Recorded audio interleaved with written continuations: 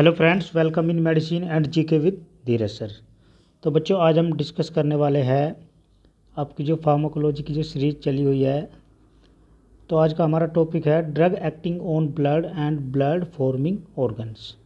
ठीक है, तो हमारी जो ब्लड के ऊपर एक्ट करने वाली या जो कुछ ब्लड के ऑर्गन्स को बनाने वाली जो मेडिसिन्स है, उसके लिए आज हम अच्छे से डिस्कस करने वाले हैं जो दवाइयाँ ब्लड के लिए यूज होगी।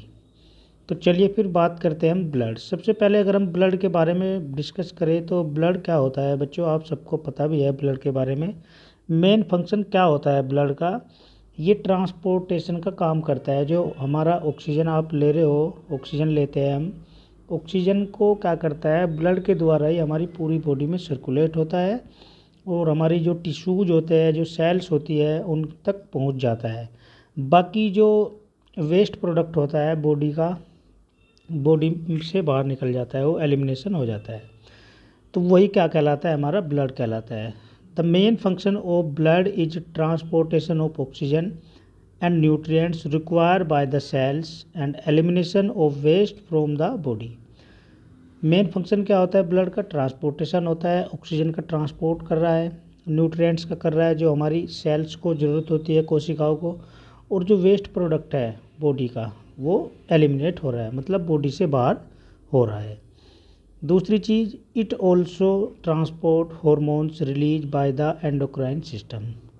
अब जो इसमें कुछ ट्रांसपोर्ट होते हैं हमारे हार्मोन्स जो रिलीज होते हैं बॉडी के अंदर, वो कहाँ से निकलते हैं बच्चों, जो आपका एंडोक्राइन सिस्टम होता है। चलिए नेक्स्ट पॉइंट है आपका WBC, जिसको हम ल्यूकोसाइट्स के नाम से जानते हैं, are also required in prevention of infection. जो कि किसके लिए प्रिवेंशन होती है बच्चों, किसके लिए रिक्वायर्ड होती है, इन्फेक्शन। ये इन्फेक्शन से लड़ती है हमारी जो WBC वाइट ब्लड सेल्स होती है। नेक्स्ट है आपका blood making is known as haematopoiesis. तो जो ब्लड बनने की जो प्रक्रिया है उसको हम किस नाम से जानेंगे, हिमेटोपोइसिस के नाम से हम उसको जानते हैं बच्चों। चलिए अब इसमें देखते हैं ब्लड फॉर्मिंग ऑर्गन्स। ठीक है, अब जो ब्लड का जो बनने की जो प्रक्रिया है वो कौन कौन से ऑर्गन होते हैं हमारे शरीर के अंदर। तो सबसे पहली बात तो बोन मैरो के अंदर ब्लड बनता है। नेक्स्ट है आपका स्प्लीन, जिसको हम प्लीहा भी बोलते हैं, और नेक्स्ट है आपका लीवर। ये सारे ऑर्गन क्या कहलाते हैं, हमारे ब्लड फॉर्मिंग ऑर्गन कहलाते हैं। चलिए अब बात करते हैं हम हेमेटेनिक्स। हेमेटेनिक्स क्या होती है, ये नया टॉपिक है हमारा। तो हेमेटेनिक्स जो यूज की जाती है बच्चों, एक बीमारी या एक डिजीज होती है, उसके ट्रीटमेंट में हम हेमेटेनिक्स मेडिसिन्स यूज करते हैं। जैसे एनीमिया, एनीमिया एक क्या होती है, ब्लड से संबंधित या ब्लड से जुड़ी हुई बीमारी होती है, उसके ट्रीटमेंट में हम क्या करते हैं, हेमेटेनिक्स यूज करते हैं। ये क्या होती है, एक condition in which blood lack healthy RBC और haemoglobin is known as anaemia. Anaemia की कंडीशन में क्या होता है, ये एक ऐसी कंडीशन होती है जिसमें ब्लड की हमारी बॉडी के अंदर कमी हो जाती है, RBCs की कमी हो जाती है, हीमोग्लोबिन की कमी हो जाती है। ठीक है, तो वही क्या कहलाता है, हमारा एक प्रकार से एनीमिया की बीमारी कहलाती है। चलिए, haemoglobin is major part of RBC to which oxygen molecules get bound. जो आपका हीमोग्लोबिन होता है बच्चों, हीमोग्लोबिन मेजर पार्ट होता है हमारा, जो रेड ब्लड सेल्स होती है, जो कि किससे बाउंड होता है, आपका जो ऑक्सीजन के मॉलिक्यूल्स होते हैं। अब इसके हम फैक्टर के बारे में देख लेते हैं कि हमें कहाँ कहाँ से मिल सकता है। तो सबसे पहली बात तो आयरन को आप सब जानते हो। नेक्स्ट आपका फोलिक एसिड, नेक्स्ट आपका विटामिन B12। अगर ये ऐसे प्रोडक्ट है, अगर हमारी बॉडी के अंदर ब्लड की कमी हो रही है, अगर आप इनको रेगुलरली यूज करते हो तो कंप्लीट हो जाएगी जो ब्लड की कमी हो रही है एक प्रकार से। चलिए अब नेक्स्ट है, इसमें पहला आपका आयरन। आयरन क्या होता है, तो आयरन क्या होता है बच्चों, healthy adult human body contain 3.5 gram about 2/3 found in the blood. ठीक है, तो जो हेल्दी अडल्ट ह्यूमन बॉडी की अगर हम बात करें तो उसमें कितना होता है बच्चों, आयरन 3.5 ग्राम, लगभग आधा ब्लड में। नेक्स्ट है आपका the iron release by the destruction of RBC around 3 × 10⁶ RBCs are destroyed every second। ठीक है, तो इसका मतलब क्या हुआ कि आयरन जो रिलीज हो रहा है, ठीक है, RBCs के द्वारा हो रहा है, और जो उसका डिस्ट्रक्शन होता है मतलब टूटना फूटना होता है एक प्रकार से, कितना होता है बच्चों, वो 3 × 10⁶ हमारी पर सेकंड में RBC डिस्ट्रॉय होती है, मतलब टूटती है या फिर ख़राब हो जाती है। Is reutilize for the production of haemoglobin, और इसको यूटिलाइज करने के लिए हीमोग्लोबिन का प्रोडक्शन होता है। चलिए अब अगर हम बात करें तो इसमें साल्ट टेकन है, टेबल है हमारी। साल्ट आप कौन कौन सा ले सकते हो, डोज कितनी ले सकते हैं, तो आप फेरस सल्फेट यूज कर सकते हो 0.3 ग्राम TID दिन में, मतलब 3 बार। नेक्स्ट है आपका फेरस अमोनिया सिट्रेट, इसमें हम 1.0 ग्राम TID। नेक्स्ट है आपका फेरस ग्लूकोनेट, इसमें 0.6 ग्राम TID। चलिए अब दूसरा है हमारा parenteral iron preparation. Parenteral iron preparation की अगर हम बात करें बच्चों, इसमें देखो IM मतलब इंट्रामस्कुलर इंजेक्शन के द्वारा भी हम इसको ले सकते हैं। आयरन इसका आता है कौन सा, आयरन डेक्स्ट्रोन इन्फेक्शन या आपका एमिफ्रोन। ठीक है बच्चों, तो IM रूट से हम इसको दे सकते हैं, ये क्या है हमारा इंजेक्शन है। नेक्स्ट है आपका IV इंजेक्शन। IV से आपका आयरन डेक्स्ट्रोन का इसका IV रूट से भी आप इसको यूज़ कर सकते हो। चलिए अब इसमें आयरन की टॉक्सिसिटी अगर हम देखें तो वो हो सकती है आपको एक्यूट टॉक्सिसिटी और दूसरा क्रोनिक टॉक्सिसिटी। एक्यूट का मतलब होता है बच्चों अचानक से मान लिया आपने कुछ खा लिया और अचानक से आपको कोई बीमारी हो गई बॉडी के अंदर, तो उसको हम एक्यूट टॉक्सिसिटी बोलेंगे। दूसरा है हमारा क्रोनिक का मतलब होता है एक प्रकार से जो लंबे समय से चल रही है बीमारी। ठीक है बच्चों, जो लंबे समय से चलती हुई आ रही है उसको हम क्रोनिक टॉक्सिसिटी बोलेंगे। अब दूसरा है इसमें, फर्स्ट तो हमारा आयरन हो गया, दूसरा है हमारा फोलिक एसिड। फोलिक एसिड क्या होता है, फोलिक एसिड और pteroyl glutamic acid belong to the B complex group of vitamin and its deficiency cause megaloblastic anaemia. ठीक है, तो जो आपका फोलिक एसिड होता है इसको हम पेट्राइल ग्लूटामिक एसिड के नाम से भी जानते हैं बच्चों, और जो इसका एक कॉम्प्लेक्स बनता है हमारा विटामिन का B कॉम्प्लेक्स जिसको हम बोलते हैं, उसकी अगर डिफिशिएंसी हो रही है बॉडी के अंदर तो आपको इस प्रकार का एनीमिया हो जाएगा जिसको हम मेगालोब्लास्टिक एनीमिया के नाम से जानते हैं। ये वाला एनीमिया आपको हो सकता है अगर फोलिक एसिड की कमी आपकी बॉडी के अंदर हो रही है। नेक्स्ट है per day required for adult man 50 to 100 mg। अगर हम पर डे की बात करें अडल्ट मैन के लिए तो 50 से 100 मिली कैलोरी ग्राम आप यूज कर सकते हो। ठीक है बच्चों, चलिए अब इसके हम यूज के बारे में देखें तो यूज कहाँ कहाँ करते हैं हम इसका, तो फर्स्ट है आपका मेगालोब्लास्टिक एनीमिया, दूसरा है आपका कोइलिक डिजीज क्या होती है, ये हमारी जो छोटी आंत होती है बच्चों, स्मॉल इंटेस्टाइन का जो इन्फेक्शन माना जाता है उसको हम कोलिक डिजीज के नाम से जानते हैं।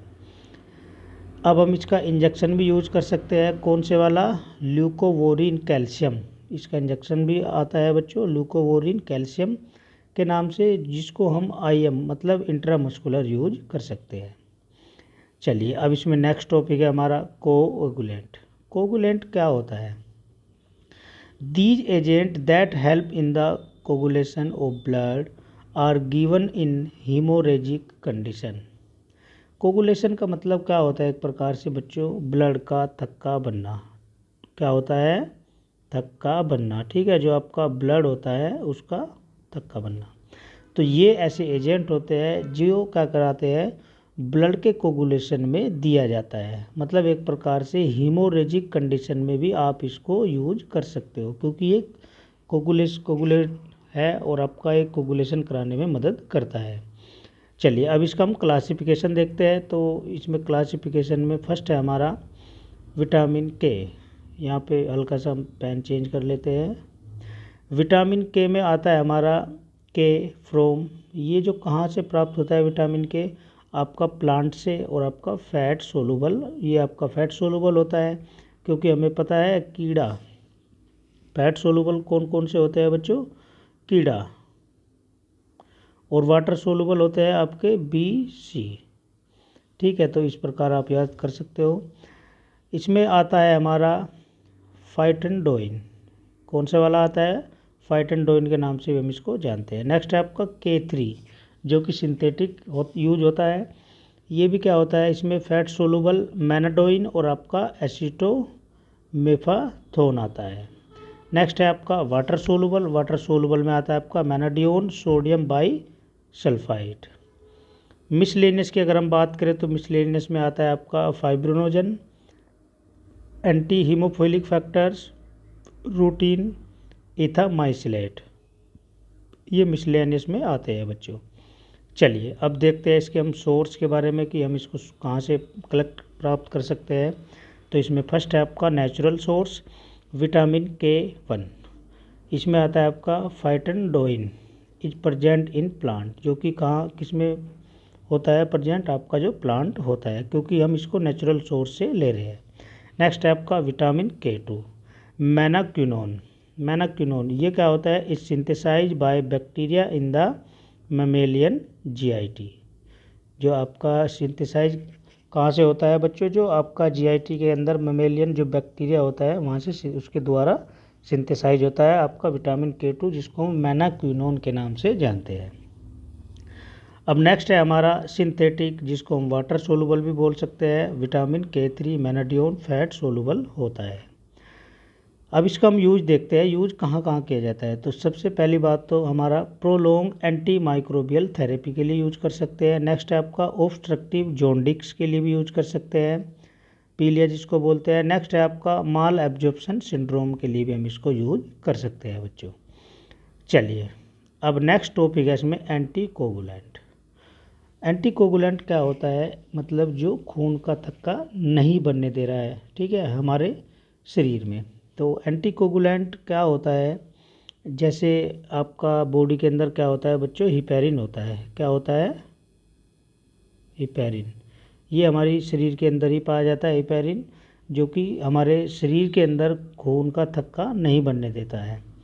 तो वही क्या कहलाते हैं, हमारे एंटीकोगुलेंट कहलाते हैं। These agent decreasing the coagulation ability of blood are known as anticoagulant. तो वे ये ऐसे एजेंट होते हैं जो कोगुलेशन को कम कर देते हैं, उसकी जो एबिलिटी होती है ब्लड की, वही क्या कहलाते हैं, हमारे एंटीकोगुलेंट कहलाते हैं बच्चों। चलिए अब इसमें नेक्स्ट देखते हैं पॉइंट आपका, एग्जाम्पल देखें तो देखो एग्जाम्पल में हिपैरिन, नेक्स्ट है आपका वारफेरिन। हिपैरिन का जो इंजेक्शन दिया जाता है वो आपको आईवी रूट से दिया जाता है, और नेक्स्ट है आपका वारफेरिन जो कि ओरली रूट से लिया जाता है। अब इसका क्लासिफिकेशन देख लेते हैं हम एंटीकोगुलेंट का। तो इसमें फर्स्ट है आपका इंजेक्टेबल एंटीकोगुलेंट, जो कि इंजेक्शन की फॉर्म में दिया जाएगा एंटीकोगुलेंट। तो इसमें हमारा हिपैरिन और आपका लेपिरुडीन। नेक्स्ट है आपका ओरल एंटीकोगुलेंट। ओरल एंटीकोगुलेंट क्या होता है बच्चों, जो मुंह के द्वारा लिए जा रहे हैं, जैसे इसमें आपका आता है कुमेरिन डेरिवेटिव्स। नेक्स्ट है आपका बाईसाइड्रोक्सी कुमेरिन। नेक्स्ट है आपका वारफेरिन सोडियम। नेक्स्ट है आपका एंडेंडोइन डेरिवेटिव्स। एंडेंडोइन डेरिवेटिव्स में आता है आपका फेनिनडायोन, फेनिनडायोन इसमें आता है। चलिए अब हम हिपैरिन के बारे में डिस्कस करने वाले हैं, जो कि एक एंटीकोगुलेंट प्रॉपर्टी होती है। ये हिपैरिन क्या होता है बच्चों, स्ट्रॉन्ग एंटीकोगुलेंट एजेंट होता है, ठीक है, पहली बात तो। दूसरी चीज़ naturally found in human blood cells, ठीक है, ये हमारी बॉडी के अंदर हमारी जो ब्लड सेल्स होती है, प्रकृति भगवान की देन है, हमारी सेल के अंदर ही पाया जाता है। मेनली इन बेसोफिल और मास्ट सेल्स, जो हमारी बेसोफिल्स होती है और आपकी जो मास्ट सेल्स होती है उनमें पाया जाता है। नेक्स्ट है आपका it is synthesize in liver and lungs of domestic animals, और इसकी हम सिंथेसाइज जो करते हैं हम इसको सिंथेटिक यूज किया जाता है तो कहाँ से कलेक्ट किया जाता है बच्चों? जो डोमेस्टिक एनिमल्स होते हैं उनके लीवर से लिया जाता है, और उनके लंग से, उनके जो फेफड़े होते हैं, फेफड़े और लीवर से हम इसको ले सकते हैं। इसका मोड ऑफ एक्शन देखें तो heparin bind potentiate the activity of plasma antithrombin third. ठीक है, हिपेरिन क्या करता है? बाइंड होता है जो प्लाज्मा एंटीथ्रोम्बिन थर्ड होता है उसकी एक्टिविटी। दूसरी चीज़ जो आपका एंटीथ्रोम्बिन थर्ड है बच्चों, फ्रोम इसमें आता है आपका एक्स ए, सेकेंड ए, आई एक्स के, एक्स आई ए, एक्स सेकेंड ए, ये सब क्या होते हैं? ब्लड क्लोटिंग फैक्टर होते हैं बच्चों। ठीक है, उसकी फॉर्म में टू प्रिवेंट दैम, ये सब उनको क्या करते हैं? प्रिवेंट करते हैं। नेक्स्ट आपका heparin inhibit formation of thrombus. Heparin जो इनिबिट होता है तो किसकी फॉर्म में होता है? किसका फॉर्मेशन होता है? थ्रोम्बस का। फिर क्या होता है? It has anti platelet action, और ये एक प्रकार से एंटी प्लेटलेट एक्शन दिखाता है। In high dose and hence increase the bleeding time, और ये क्या कर देता है? यदि हम हाई डोज यूज करते हैं उसको तो जो ब्लीडिंग टाइम है उसको बढ़ा देता है। It decrease the blood lipid level through releasing lipoprotein lipase from vessel wall and tissue, और ये क्या करता है? जो ब्लड लिपिड लेवल है उसको कम करेगा, और वहाँ से क्या होगा? कुछ रिलीज होते हैं हमारे, जिसको हम लाइपोप्रोटीन लाइपेज के नाम से जानते हैं। कहाँ पे होते हैं? जो हमारी वेसल्स की वॉल होती है और जो टिश्यूज होते हैं, ऊतक होते हैं। चलिए अब इसका हम यूज देखें तो बच्चों देखो यूज कहाँ कहाँ किया जाता है? Unstable angina, dialysis, pulmonary embolism, next है आपका एट्रियल और वेनस थ्रोम्बोसिस। तो इसका हम इन सब बीमारियों में यूज कर सकते हैं। अब इसके एडवर्स इफेक्ट देखें तो हम बच्चों एलर्जिक रिएक्शन विद फीवर, आपको एलर्जिक रिएक्शन भी हो सकती है फीवर के साथ साथ। नेक्स्ट आपका एनाफाइलेक्टिक शॉक भी हो सकता है आपको। नेक्स्ट है आपका थ्रोम्बोसाइटोपिनिया भी आपको हो सकता है। ये इसके एडवर्स इफेक्ट हमें देखने को मिल सकते हैं। चलिए अब नेक्स्ट टॉपिक है इसमें हमारा हीमोस्टैटिक्स। हीमोस्टैटिक्स क्या होता है? तो ये क्या होता है बच्चों? चलिए इसके बारे में देख लेते हैं एक बार। These agent use in stop bleeding, ये भी एजेंट क्या करते हैं? जो ब्लीडिंग होती है उसको स्टॉप करने के लिए यूज किए जाते हैं। दूसरी चीज़ they stop bleeding by acting at different sites in the intricate pathway of blood coagulation and fibrinolysis. ठीक है, तो ये क्या करते हैं? हमारी जो ब्लीडिंग हो रही है उसको स्टॉप करने का तो काम कर ही रहे हैं, लेकिन अलग अलग डिफरेंट जो साइट होती है उस पर एक्ट करते हैं। जैसे एक पाथवे होता है हमारा जिसको हम इंट्रिकेट पाथवे के नाम से जानते हैं, जिसमें क्या होता है? ब्लड कोगुलेशन होता है और फिब्रिनोलाइटिक की कंडीशन हो जाती है बच्चों। ठीक है, इसका क्लासिफिकेशन देख लेते हैं। तो ये क्या होता है? दो प्रकार का होता है। फर्स्ट है आपका लोकल एजेंट, दूसरा है आपका सिस्टेमिक एजेंट। तो लोकल एजेंट कौन कौन से हम यूज करते हैं? इसमें एस्ट्रिंजेंट आता है, नेक्स्ट आपका एड्रेनलिन आता है, थ्रोम्बिन आता है, और नेक्स्ट है आपका फिब्रिनोग्लूका आता है, नेक्स्ट है आपका जिलेटिन, नेक्स्ट है आपका कैल्शियम एल्जिनेट, नेक्स्ट है आपका ऑक्सीडेज सेलुलोज। ये सब क्या है? हमारे लोकल एजेंट है। नेक्स्ट है आपका सिस्टेमिक एजेंट, इसमें आता है आपका विटामिन के, नेक्स्ट है आपका फाइब्रोनोजन, नेक्स्ट है आपका एड्रीनोक्रोम, नेक्स्ट है आपका इथामाइसाइलेट, नेक्स्ट है आपका डेस्मोप्रेसन, और नेक्स्ट है आपका ट्रेनेक्जेमिक एसिड। ये सब क्या होते हैं बच्चों? सिस्टेमिक एजेंट होते हैं। चलिए अब बात करते हैं हम लोकल एजेंट के बारे में। लोकल एजेंट ये हमारा है, इसमें फर्स्ट है हमारा एस्ट्रिंजीन। तो लोकल एजेंट क्या होते हैं? इसमें एस्ट्रिंजेंट के बारे में डिस्कस करते हैं। They help in the precipitation of protein locally at the bleeding site and regulate Ojing. ठीक है, तो इसका मतलब क्या हुआ? ये जो हेल्प करते हैं एस्ट्रिंजेंट बच्चों हमारे, एक प्रकार से जो लोकली यूज किए जाते हैं, मतलब ये प्रोटीन का जो लोकली साइट पे आप इसको यूज कर रहे हो तो उसको उसके पीपीटी बना देते हैं बच्चों, जहाँ से जो ब्लड निकल रहा है। देखो मान लिया ये हमारा हैंड है, ठीक है, और यहाँ पे कट लग गया। यहाँ पे जब कट लगा, कट लगने के बाद अब ब्लीडिंग स्टार्ट हुई। ठीक है, ये ब्लीडिंग स्टार्ट होगी, और हम क्या कर रहे हैं? एस्ट्रिंजेंट यूज कर रहे हैं। इस साइड पे जहाँ पे हमें कट लगा, तो जहाँ से ओजिंग प्रोसीजर हो रहा है, ओजिंग बोलते हैं बहना एक प्रकार से या टपकना। तो जहाँ से ब्लड टपक रहा है बच्चों, अगर हम उसको एस्ट्राइजेंट को यूज करेंगे तो वो क्या कर देगा, जो ब्लीडिंग की साइट है उसको प्रेसिपिटेट कर देगा। ठीक है, उसको क्या कर देगा, प्रेसिपिटेट कर देगा। चलिए नेक्स्ट है आपका एड्रेनलिन। एड्रेनलिन ये क्या होता है, वासो कॉन्स्ट्रिक्शन का काम करता है बच्चों। ठीक है, एक प्रकार से वासो कॉन्स्ट्रिक्शन का काम करता है। कैसे, हम इसमें क्या करेंगे, एक कॉटन पैड सोक इन 1% एड्रेनलिन सॉल्यूशन। अब हमने जहाँ पे ब्लीडिंग हो रही है आपको, ठीक है, अब ये ब्लीडिंग हो रही है, यहाँ ब्लीडिंग हो रही है, हम क्या करेंगे, एड्रेनलिन का 1% सॉल्यूशन का वो लेंगे पैड और वहाँ पे उसको यूज करेंगे जहाँ पे ब्लड निकल रहा है। तो वो क्या करता है, जो वहाँ से ओजिंग हो रहा है, मतलब खून बह रहा है या टपक रहा है कैपिलरी से, उसको बंद करेगा। और जो एक कंडीशन होती है हमारी जिसको हम इपिस्टैक्सिस या ब्लीडिंग के नाम से जानते हैं, उसको भी रोकने का काम करेगा। या फिर आफ्टर टूथ एक्सट्रैक्शन और फ्रॉम डिफरेंट साइड्स, मतलब जब दांत टूट जाता है या दांत निकल जाता है, तो जो डिफरेंट साइट होती है जहाँ से ब्लड निकल रहा है, उसके लिए भी हम इसको यूज कर सकते हैं बच्चों, एड्रेनलिन का जो 1% सॉल्यूशन आता है। चलिए नेक्स्ट है आपका जिलेटिन। जिलेटिन भी यूज की जाती है, use as hemostatic agent in many surgical operation. ये सर्जिकल ऑपरेशन के दौरान यूज की जाती है आपकी जो जिलेटिन होती है, ब्लीडिंग को कंट्रोल करने के लिए। चलिए नेक्स्ट है आपका सिस्टेमिक एजेंट। सिस्टेमिक एजेंट में आता है हमारा विटामिन के। विटामिन के क्या होता है, fat soluble and obtain from plant and animal source.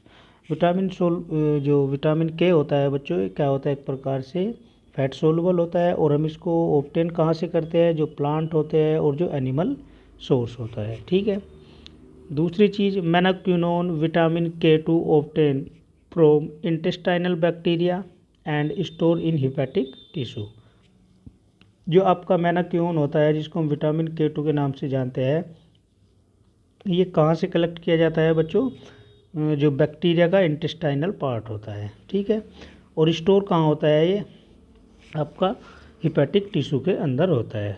ठीक है, चलिए नेक्स्ट है आपका इथामाइसोलेट। इथामाइसोलेट, इसको हम एडमिनिस्टर किसके द्वारा कर सकते हैं, ओरली रूट से, आईएम रूट से और आपका आईवी रूट से, तीनों रूट से हम इसको दे सकते हैं। After oral administration it is well absorb. जब हम इसको मुंह के द्वारा ओरली रूट से देते हैं तो इसका बहुत अच्छा एब्जॉर्प्शन होता है and secreted in breast milk. और ये जो सिक्रीट होता है तो किस में होता है, आपका जो ब्रेस्ट मिल्क होता है, दूध में, जो माताओं का दूध होता है। ठीक है, चलिए अब इसमें नेक्स्ट है आपका प्लाज्मा एक्सपेंडर। तो प्लाज्मा एक्सपेंडर क्या होता है बच्चों, इसके बारे में देख लेते हैं एक बार। Plasma and plasma volume expander are the colloidal solution.